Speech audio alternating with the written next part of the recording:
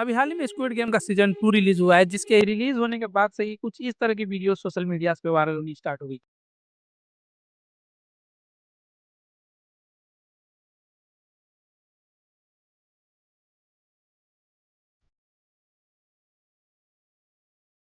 इन videos में ऐसा दावा किया जा रहा है कि यहाँ पे रियल लाइफ स्क्विड गेम हुआ था। ये कहते हैं स्क्विड गेम इस प्लेस पे जो भी इवेंट्स हुए थे उन पे लूजली बेस्ड है। हालांकि जो स्क्विड गेम का शो मेकर्स है इस बात से पूरी तरह मुकर गए हैं, डिनाई कर दिए हैं। लेकिन आखिर इस प्लेस पे ऐसा क्या हॉरिबल चीजें हुई थी, आखिर इस प्लेस की क्या ऐसी हिस्ट्री है जो लोग इसे स्क्विड गेम से कंपेयर कर रहे हैं। वेल डोंट वरी, इस वीडियो में तुम्हारे सारे क्वेश्चन का जवाब दूंगा। लेकिन उससे पहले हेलो हेलो हेलो छात्रों छात्राओं की सेशन से शुक्र है। और वीडियो में आगे बढ़ने से पहले चैनल को सब्सक्राइब कर लो और वीडियो को शेयर करो अपने दोस्तों के पास, ताकि उनको भी इस प्लेस के बारे में थोड़ी सी जानकारी मिले और वो भी थोड़ा सा ज्ञान ले। और चलो वीडियो स्टार्ट करते हैं।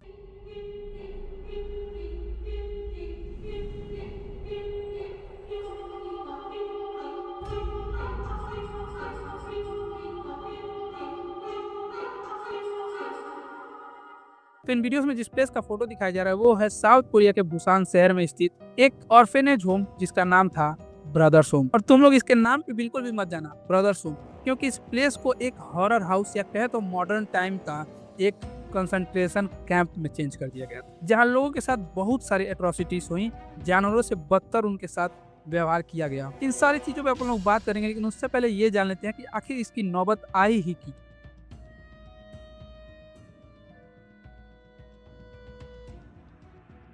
तो बात है 1970-1980 के दशक में साउथ कोरिया बहुत तेजी से इंडस्ट्रियलाइज हो रहा था, जो कि साउथ कोरिया को पूरी तरह से ट्रांसफॉर्म करके एक इकोनॉमिक पावर हाउस बना दिया था। लेकिन ये हान नदी पे हुए मिरेकल से बहुत सारे प्रॉब्लम्स भी स्टार्ट हो गए साउथ कोरिया में। साउथ कोरिया में इस इंडस्ट्रियलाइजेशन के कारण डेवलपमेंट के साथ साथ गरीबी, होमलेसनेस और मेंटल इलनेस भी बहुत तेजी से बढ़ी, जिसके कारण बहुत सारे लोग स्ट्रीट्स पे आ गए थे। और साउथ कोरिया की गवर्नमेंट, जो कि फुल्ली फोकस्ड थी इकोनॉमिक ग्रोथ के लिए, वो किसी भी तरह से अर्बन प्लेसेस से अर्बन स्ट्रीट्स को क्लीन रखना चाहती थी, और उन्होंने स्ट्रीट को साफ रखने के लिए ये रास्ता अपनाया। तो वहाँ के गवर्नमेंट जो भी अनवांटेड लोग थे, जो भी स्ट्रीट पे लोग थे, उनको ब्रदर्स होम में भेजना शुरू कर दिया। अगर बात करें ब्रदर्स होम की हिस्ट्री का, तो ब्रदर्स होम को 1960 में बनाया गया था। जब ब्रदर्स होम को बनाया गया था तब ये एक बस छोटा सा अनाथ बच्चों के लिए ऑर्फनेज था। लेकिन जैसे जैसे साउथ कोरिया का इंडस्ट्रियलाइजेशन हुआ और डेवलपमेंट स्टार्ट हुआ, वहाँ की गवर्नमेंट स्ट्रीट्स को क्लीन रखना चाहती थी अनवांटेड लोगों से। इसलिए वहाँ की गवर्नमेंट इन सारे अनवांटेड लोग, जैसे कि मेंटली इल, होमलेस या फिर डिसेबल्ड पीपल,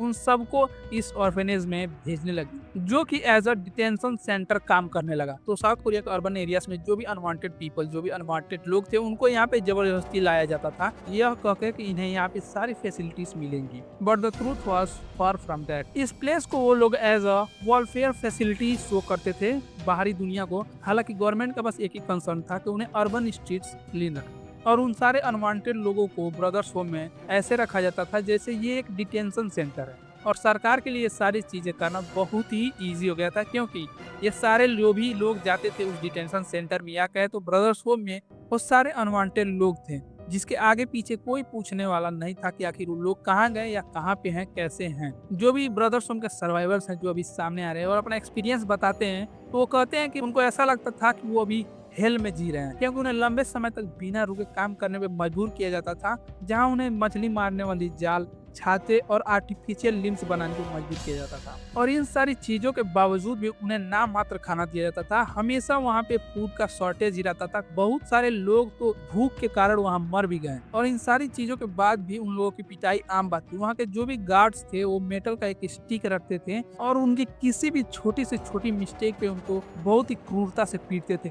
कई लोगों की मृत्यु तो उनकी पिटाई के कारण हो गई थी। 놈이 달려들어서 공기를 패고 막 발까지라고 주먹으로 두들 패는 거야. 밤마다 성폭행을 당하면서 생활했었고 있습니다. 사람 맞아 죽는 것도 나는 신입 소대에서 봤고 너무 끔찍한 거였죠.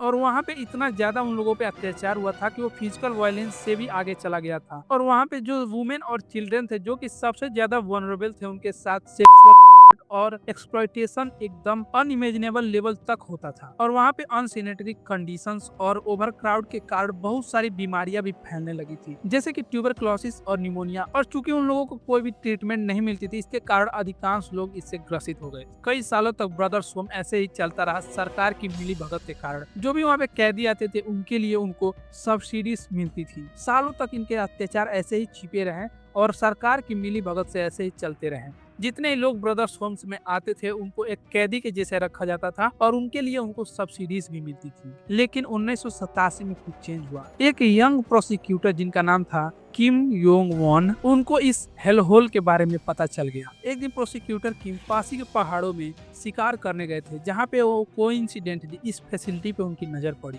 जिसको देख के वो एकदम हॉरिफाइड हो गए थे कि आखिर इस जगह पे ऐसा क्या हो रहा है। जहाँ पहुंच कर उन्होंने देखा कि कमजोर शरीरें, दुर्व्यवस्था और एकदम टेरर का माहौल। जिसके बाद प्रोसिक्यूटर किम ने न्याय भावना से एक फुल स्केल इन्वेस्टिगेशन लॉन्च किया। इस इन्वेस्टिगेशन के लॉन्च होने के बाद से पुलिस ने वहां पे छापा मारा, जिसके बाद से वहां के एट्रोसिटीज जो भी हुई थी लोगों के ऊपर वो सारा देश के सामने आया और वहां के एट्रोसिटीज देख के जो भी उनके ऊपर दुर्व्यवहार हुआ उसने देश को एकदम झकझोर के रख दिया। और ये सारे एट्रोसिटीज जब देश के सामने आए, जिसके बाद से साउथ कोरिया के लोग भी डिमांड करने लगे कि जो भी विक्टिम्स है उनको जस्टिस जरूर सर्व होना चाहिए। जिसके बाद से पार्क इन क्यूम जो कि ऑनर था ब्रदर्स होम का, उसको अरेस्ट कर लिया गया। उसके साथ ही कई सारे गवर्नमेंट ऑफिशियल्स को भी अरेस्ट किया गया था, जिनका भी इम्पैक्ट था इस स्कैंडल पे। जब ये सारी एट्रोसिटीज एक्सपोज हुई ब्रदर्स होम के, तो सारे देश में एक आउटरेज सा स्टार्ट हो गया और लोग प्रोटेस्ट करने लगे कि इन सारे विक्टिम्स को जस्टिस मिलना चाहिए। उस टाइम में गवर्नमेंट के सामने उसका खुद का एक बहुत ही बड़ा स्कैंडल एक्सपोज हो गया था